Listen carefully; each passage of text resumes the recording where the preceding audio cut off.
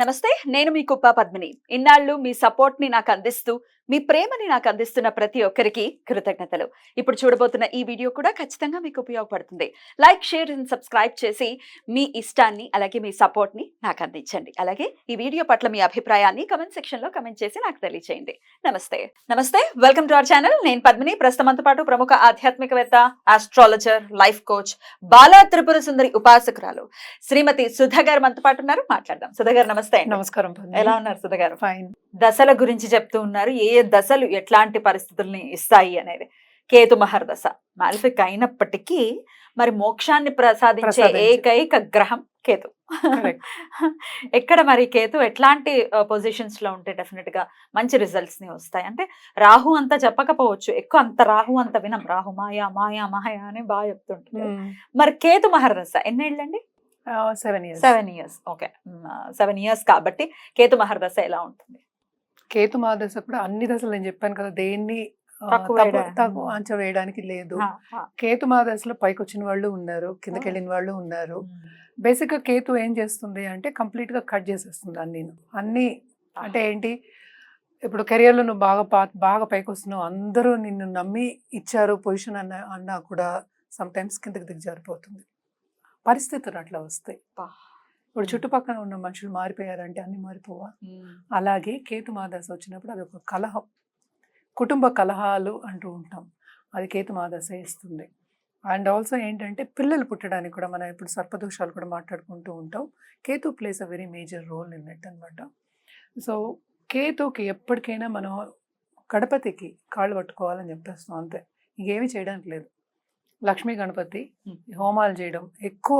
కేతుకు చెప్పేది ఏంటంటే హోమాలు చేయడం, జపాలు చేయడం, కేతు జపం చేయడం. అది కూడా నేను చెప్పడం ఏంటంటే 14,000 సార్లు అలా చెప్తూ ఉంటాం అనమాట. అవి చేయాలి, తప్పక కంటిన్యూస్గా చేయాలని చెప్తూ ఉంటాం అనమాట. ఎందుకంటే ఏమి చేయలేము. Ketu is the planet. రాహుకైనా కొన్ని పరిహారాలు చేస్తే మారుతాయి, కేతుకి పరిహారాలు చేసినా కొన్నిసార్లు పరిస్థితి అట్లానే ఉంటుంది. ఇట్ డజంట్ చేంజ్ అనమాట. అయ్యో, అదేంటి? అంత చేంజ్ అవ్వదు. కేతు అలాంటి ప్లానెట్. అందుకని నువ్వు అన్న మోక్షం ఇచ్చే ప్లానెట్ అని. మోక్షం అంటే నాట్ ఓన్లీ డెత్ అని కాదు, అది ఏదైనా స్టార్ట్ చేయడం కూడా. ఒకటి ఎండింగ్ అయితే ఒకటి స్టార్ట్ చేస్తాం కదా, దానికి గ్యాప్ ఉంటుంది చూడు, దానికి కూడా మోక్షమే, అంతే కదా. ఇప్పుడు ఒకటి స్టాప్ అయిపోయింది నాకు, మళ్ళీ ఇంకోటి స్టార్ట్ చేయాలి నేను. ఎందుకంటే నేను స్తంభించి అట్లా కూర్చోలేను, అన్నీ వస్తాయి కదా, అన్ని నెగిటివ్ థాట్స్ వస్తాయి మనకి. సో ఇవన్నీ రాకుండా నిన్ను టెస్ట్ చేస్తుంది అనమాట Ketu. It's a testing period actually.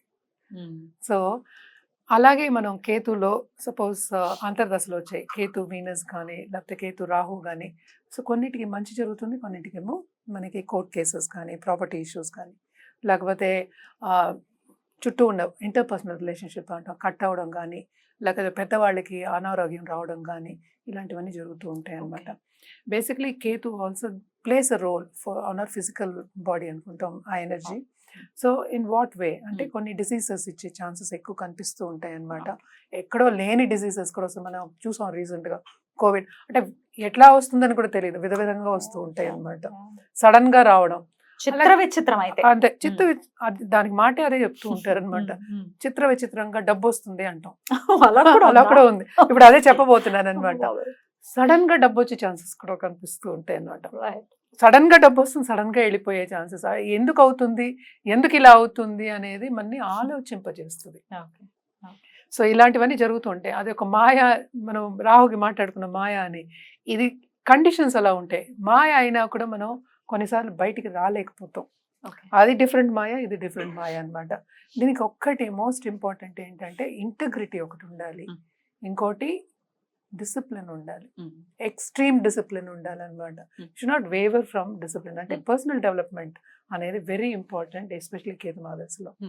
ఇక్కడ మాత్రం మనం కొంచెం పట్టు విడిపో వదిలేసాము అంటే not only personal relationships, even health will get affected. Health అంటే ఏంటి, it includes mental health also. దాంట్లో ఇంకోటి ఏంటంటే వ్యసనాలకి అలవాటు పడే ఛాన్సెస్ కూడా చాలా ఎక్కువ కనిపిస్తుంది కేతు మహాదశలో. ఎందుకంటే టెయిల్ అంటే ఏంటి, మనకి ఆల్మోస్ట్ ఎండింగ్. అందుకనే మోక్షం అని కూడా చెప్పుకోనండి. సో ఆల్మోస్ట్ ఎండింగ్ లో ఉందన్నమాట. సో దాన్ని పైకి తీసుకురావాలి అంటే ఎంత కష్టపడాలి. సో ఇవన్నీ వచ్చే ఛాన్సెస్. అండ్ ఆల్సో ఏంటంటే ఫ్రెండ్స్, మనకి చుట్టుపక్కల ఉన్న ఫ్రెండ్స్ కానీ లేకపోతే ఎవరన్నా మనకి హెల్ప్ చేసేదానికి వస్తామని చెప్పిన వాళ్ళు అందరినీ నమ్మకూడదు. సో చాలా ఏంటంటే తప్పుదారి పట్టించే వాళ్ళు వస్తూ ఉంటారు. ఇదే బిజినెస్ పీపుల్ అయితే కేతు మాదర్స్ వస్తే నేను చాలా మందిని చూసాను, అసలు కంప్లీట్గా డబ్బు రావడం అనేది స్తంభించిపోతుంది. ఇంకోటి ఏంటంటే ఆల్మోస్ట్ కిందకు దించేసి పైకి లేపుతుంది. ఇది కూడా 2 రోలర్ కోస్టర్ అంతే, కంప్లీట్. అది చిత్ర విచిత్రం అన్నావు కదా, అదే తెలుగులో అనుకుందాం కాసేపు. అది రైడ్ అవుతూనే ఉంటుంది. అది డబ్బు నేను చాలా మంది చూసాను, సడన్ గా స్టాప్ అయిపోతుంది. ఎందుకు అవుతుందో తెలియదు. అప్పటి వరకు బాగుంటుంది చక్కగా, ఇది రాగానే ఇంకా స్టాప్ అయిపోతుంది. అండ్ ఆల్సో చాలా బ్యాడ్ డ్రీమ్స్ రావడం కానీ, సూచనలు కొన్ని బ్యాడ్ సూచనలు రావడం కానీ ఇట్లాంటివన్నీ కనిపిస్తూ ఉంటాయి అన్నమాట. అండ్ ఆల్సో దీనికి మోస్ట్ ఇంపార్టెంట్ ఏంటంటే పరిహారం అనేది ఎక్స్ట్రీమ్లీ ఇంపార్టెంట్. నేను ఇందాక చెప్పాను కదా, కంప్లీట్గా గణపతికి చేయాలి. And also ధర్మక్షేత్రాలు సందర్శించుకోవాలన్నమాట. పుణ్యనది స్నానాలు చేసుకోవడం, అది రెగ్యులర్గా చేయాలి. ఇది 7 ఏళ్ళు రెగ్యులర్గా చేయాలి. ఎందుకంటే మనకి ముందు నుంచి ఏంటి అన్ని చెప్పాలి, అన్ని డిసిప్లిన్స్ ఉండాలి మనకి. అటు మోక్షం కూడా ఒక డిసిప్లిన్, సోల్స్ ప్రోగ్రెషన్ అనేది ఉండాలి. ఎందుకు పుట్టడం చచ్చిపోవడం ఇదేనా? అది ఎందుకని తెలియదు కదా, ఎందుకు పుడుతున్నా ఎందుకు చచ్చిపోతుంది, ఇదే పని, ఇదే చట్టం, పర్పసే ఉండదు కదా. ఎగ్జాక్ట్లీ ఆ పర్పస్ అనేది ఏంటి అనేది మనకి కేతు నేర్పుతుంది అనమాట. అందుకనే ఇంటెగ్రిటీ అన్న ఫస్ట్. ఆ ఇంటెగ్రిటీ ఉంటేనే మనకి ఏంటంటే వెలుగు అనేది చూపిస్తుంది, మనకి దారి కనిపించాలి కదా. ఇదే పుట్టినప్పుడు మనం చూసాము అంటే నేను ఇందాక చెప్పినట్టు అది ఎప్పుడు వస్తోంది, ఏ ప్రాయంలో వస్తోంది అనేది వెరీ ఇంపార్టెంట్. పుట్టినప్పుడు అంటే తప్పక ఏంటంటే కొన్ని హెల్త్ ఇష్యూస్ ఇచ్చే ఛాన్సెస్ ఎక్కువ ఉంటాయి. Sensitive health, sensitive physical body. Ketu లగ్నంలో ఉంటే కూడా సెన్సిటివ్ ఉంటాము. మూన్తో పాటు ఉందంటే కూడా మనకి కేతు వచ్చినప్పుడు కూడా మెంటల్ టఫ్నెస్ అనేది తగ్గుతుంది. ఎందుకని తెలియదు అది. అంటే మన చుట్టూ ఉన్న వాళ్ళు మారచ్చు. జనరలీ మనకు పరిస్థితి మారినప్పుడు మనం మారుతాం.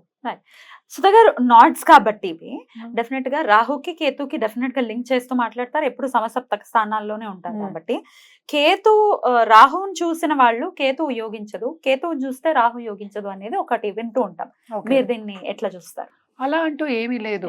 యాక్చువల్ గా ఏంటంటే రాహు మహాదశ వస్తే కేతు మహాదశ రాదు కదా, కొంత టైం, చాలా టైం పడుతుంది.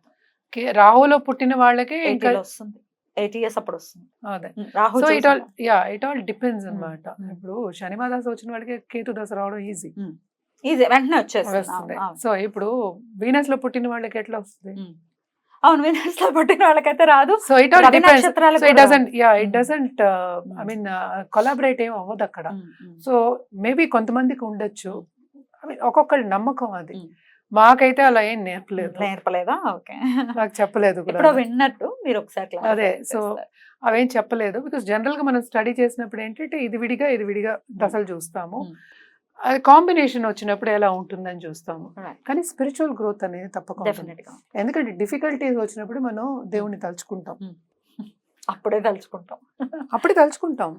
పక్క వాళ్ళు ఎవరైనా వెళ్ళిపోయినప్పుడే, పక్క వాళ్ళు సపోజ్ మన ఇంటర్పర్సనల్ రిలేషన్షిప్ లో కూడా పక్క వాళ్ళు అంటే మనకి పిల్లలు దూరంగా అయినప్పుడు, సపోజ్ మంచి దూరమే అనుకుందాం, వాళ్ళు ఉద్యోగ రీత్యా లేకపోతే చదువుకోవడానికి దూరంగా వెళ్ళారు, అప్పుడు కేతు దశ వచ్చింది అనుకుందాం. It will make you think, ఇప్పుడు ఏం చేయాలి నేను, నెక్స్ట్ స్టెప్ ఏంటి? పర్సనల్ డెవలప్మెంట్ కి టైం దొరుకుతుంది. అంటే పర్సనల్ డెవలప్మెంట్ అంటే ఒక్కొక్కరికి ఒక్కొక్కటి ఉండొచ్చు గోల్. సో ఒక ఏజ్ వచ్చిన తర్వాత రావడం అనేది కంప్లీట్ స్పిరిచువల్ దానికి వెళ్ళే ఛాన్సెస్. ఏదైనా అంతే, మోక్షం అనేది కూడా అంతే. ఇట్స్ నాట్ కంప్లీట్లీ ఎండ్ కాదు, మళ్ళీ ఒక కొత్త న్యూ ఎరాకి ఒక బిగినింగ్ అలాగా. సో కేతు దశ కూడా అంతే అన్నమాట. So we have to look forward to positive things. Beautiful అండి, one of the beautiful planets అని చెప్పుకోవచ్చు.